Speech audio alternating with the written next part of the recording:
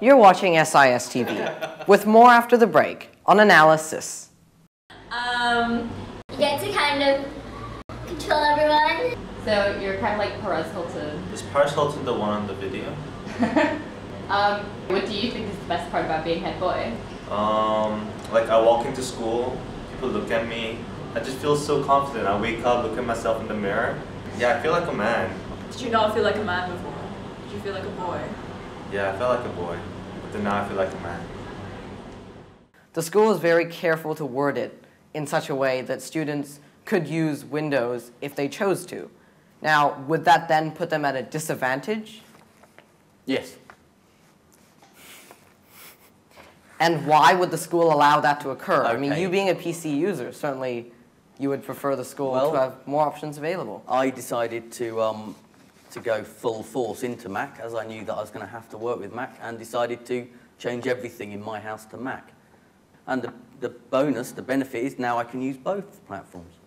On a less individual basis and more of a subject basis, do you think that some subjects find it more difficult to operate with a Mac area rather than a Windows Completely. XP? I think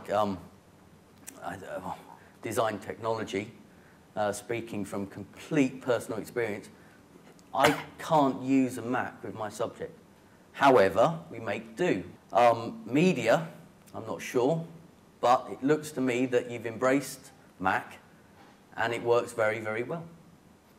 But has this Apple tag with Mr. Ray, Mr. Benton, and Mr. Ferguson being put on the program actually helped the school in any way, or is it just an unnecessary burden that we have to drag along, sadly, because of the decision to go with Apple? Interesting. I don't know. Is a label a burden? As quickly as you can adopt a label, you can always peel it off and get rid of it. And so you think the school would be able to get rid of Macs as quickly as it was adopted? I think they would have a fight on their hands, but I think it's quite easy. So moving on to the lighter side of things, there's a rather contentious issue with students right now, the issue of Facebook. So what is the situation with Facebook right now? Is it blocked? I'm not sure. I think it's blocked for people that don't have Hotspot Shield. However, it's not blocked for people that know how to unblock it.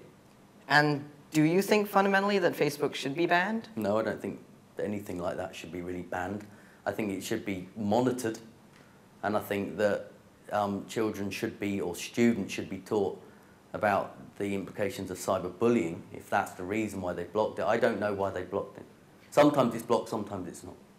That certainly has been a problem, but surely if it isn't blocked, you will have students that, despite all the warnings, despite all the talks we've had from teachers, still spend all of their lesson in the back of the room typing away on Facebook. That's up to the teacher to make sure, A, they're not sitting at the back of the room, B, they're actually working, and C, do they actually need to be on their computer? So on the larger issue of gaming and messaging and MSN, do you think that these should be allowed in school? Should gaming be allowed in school? Personally, no, it shouldn't. I think some people, I won't point fingers, spend far too much time playing computer games, and I don't think they should be spending more time in school playing them. So if you believe that they shouldn't be played, why do you think the school introduced the games room last year in C11? I think it's like some parents would say, I don't want you smoking, but if you are going to smoke, smoke in front of me. No, it's not normally smoking, it's drinking, so I can monitor it. And certainly, do you think that some teachers might, because of their addiction to gaming, spend far too much time themselves on this? I think they do, but I don't. Is it an addiction? What is an addiction? Well, do you think that, I mean, I don't cry if I don't play it. I don't play that much anyway. You see what I mean? But I don't, you see, it's not an addiction because I don't need help. Anyway, I can stop whenever I want to. I just don't want to. Do you? No, I would say that I'm an addict. And so, do you think the school should be taking further steps to prevent that from happening? Not only on the prevent me from being an addict. Both for students, preventing students from gaming, and teachers if they are. I don't think it's the school's responsibility. I think it's parents. I think that I've spoken to parents at open evenings and, student-parent consultation. That's the one. And they said, oh, but he plays too many games. I said, well, just unplug the Wi-Fi. Oh, then he can't work. That's rubbish. You can work by reading a book and typing it up if you have to use a computer.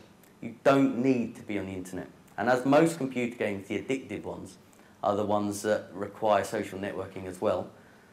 For example, ones that require an internet point of access. Unplug it. I would be rather worried if your parents came in to ensure that you didn't play any more games. See, my mum didn't mind. Thank you, Matt Weaver. Thanks for joining me on analySIS. Next time, we uncover the dark secrets of another victim. Until then, stay tuned on Facebook. And if you can't get on, add an S to HTTP. Thank you for joining us here on analySIS, only here on SIS TV.